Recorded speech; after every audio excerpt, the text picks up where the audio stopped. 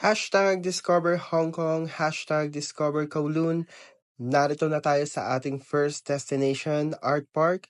Videohan natin yung map ng park para guided tayo sa mga pwede nating makita at mapuntahan dito. May view ka ng ICC Tower, pinakamataas na building dito sa Hong Kong.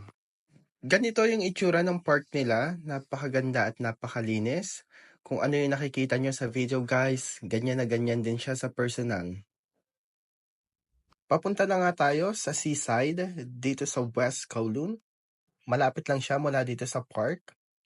At eto yung sign na malapit ka na sa dagat. Makikita mo ang West K Nightscapes. Pwede kang mag-picture ng nakaganito at mag-selfie din kayo ng nakaganito. At narating na nga natin guys ang seaside dito sa West Kowloon.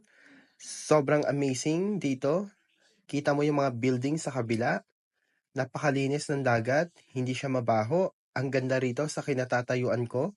Dito mo rin guys makikita yung Symphony of Lights ng Hong Kong, isa sa mga atraksyon tuwing gabi. At kita rin yung IFC Tower, isa yan sa pinakamataas na building dito sa Hong Kong. Ayan siya guys. So pwede kang maglakad-lakad dito, sakto sa panahon, makulimlim lang, hindi mainit. At wag mong kakalimutan na mag-picture ng ganito. Pwede rin namang nakaganito. Ano pa yung mga pwede nating makita rito? Meron ditong malalaki at makukulay na bola. May ilaw siya sa loob guys. Hindi ko lang alam kung sumasabay yan sa Symphony of Lights kapag gabi na rito sa West Kowloon. Ganyan yung itsura niya, patong-patong na malalaking bola at makukulay. Videohan din natin yung mga maliliit na bola. Ito yung full view ng lugar na to guys. Ayan siya. At mula rito sa kinatatayuan ko ay makikita mo ulit ang ICC Tower. At wag mong kakalimutang mag-picture ng ganito. Pwede rin naman ng ganito. At kapag naglakad-lakad ka pa, makikita mo ang other side ng park. Para siyang park sa BGC guys, pero mas maganda yung mga makikita mo dito. Lumapit pa tayo ng kaunti para mas maganda sa picture. At syempre, bida ang mama ko, nag-picture siya ng ganito. At di naman ako nagpahuli, nag-picture ako ng ganito. Pwede mo rin siyang videohan ng ganito. At makikita mo rin dito ang Hong Kong Museum. Sarado pa siya guys dahil alas 10 siya nagbubukas. Mula rito ay makikita mo ulit ang ICC Tower at pwede kang mag-video ng ganito.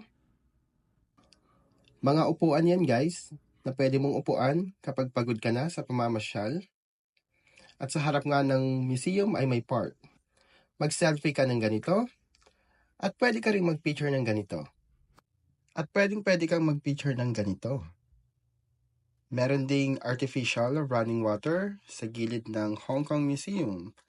May hagdan sa gilid, pwede kang umakyat dyan at makikita mo ulit ang ICC Tower at pwede kang mag-picture ng ganito.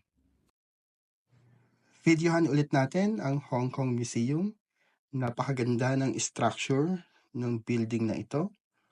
Isama na rin natin yung artificial running water sa gilid. Videohan natin mula taas hanggang baba. At isama na rin natin yung park sa harap ng museum. Ganyan siya kaganda guys.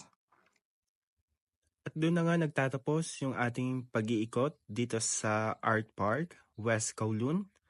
Medyo limited time tayo at papunta na kami sa aming next destination, Avenue of Stars, Tsim Sha Tsui.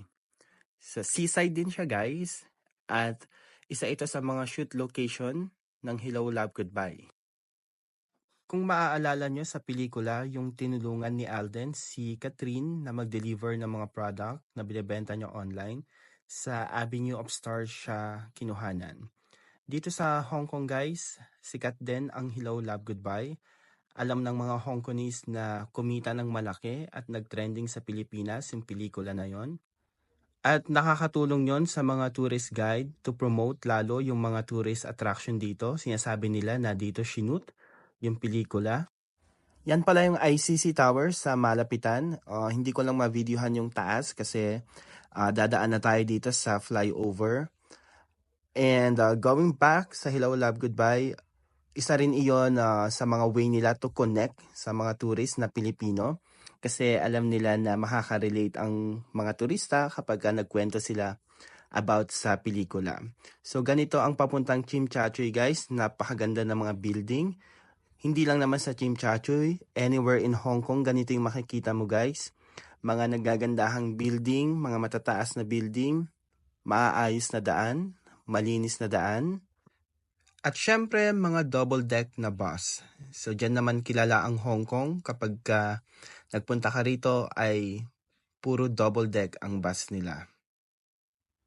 At ang napansin ko dito guys, kahit syudad, napakadaming mga puno. Ayan oh. Talagang hindi nila pinabayaan ang nature kahit na sobrang modernized ng syudad ng Hong Kong. So ayan, napakaganda ng lugar na ito guys. Tignan nyo naman. Kita yung mga taxi. Ganyan yung taxi dito guys oh. Kulay pula lang siya na maliit. Walang ibang kulay yung taxi rito. Ganyan lang siya. At eto na nga ang Avenue of Stars, Chimchachoy, Hong Kong. Another seaside na talagang pinagmamalaki ng Hong Kong. Sobrang amazing. Napakaganda ng lugar na to guys. Ang tataas ng mga building, i-zoom natin. Ayan. So, ang ganda ng dagat, napakalinis, hindi siya mabaho. Huwag mong kakalimutang mag-picture ng ganito. At i-discover pa nga natin ang Avenue of Stars, Chimchachoy. Ayan, mga pangalan ng artist yung nandyan. Maraming upuan. Marami ring turista ngayong araw na to. May mga nagja-jogging na locals. At saka ang tataas ng building, banda dun guys, zoom natin. Yan. Sobrang amazing talaga ng lugar guys. Ang ganda, napakalinis. May makikita ka rin ritong golden yobab. Magpa-picture ka rin sa isa sa mga handprint ng artist nila. Pwede ka rin mag-picture ng ganito. At pwede rin naman ng ganito.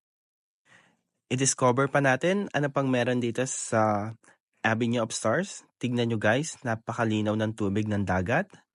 Kung ano yung nakikita nyo sa video, ganyan din siya sa personal.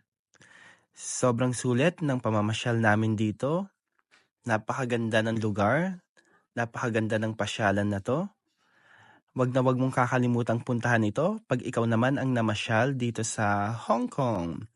Limited time lang din tayo dito guys at kailangan na namin bumalik sa aming sasakyan. So habang naglalakad pabalik, isa munang video pangmalakasan. Libre lang guys ang pamamasyal dito sa Avenue of Stars. Ayan, naglalakad na tayo pabalik. Pwede kayong mag-MTR at bumaba kayo ng Chimchachoy Station. And then magbasa na lang kayo sa mga signage guys, saan kayo lalabas para makapunta kayo ng Avenue of Stars. At dyan nagtatapos ang ating tour sa West Kowloon and Chimchachoy Avenue of Stars. Next stop, kita-kits tayo sa Hong Kong Disneyland!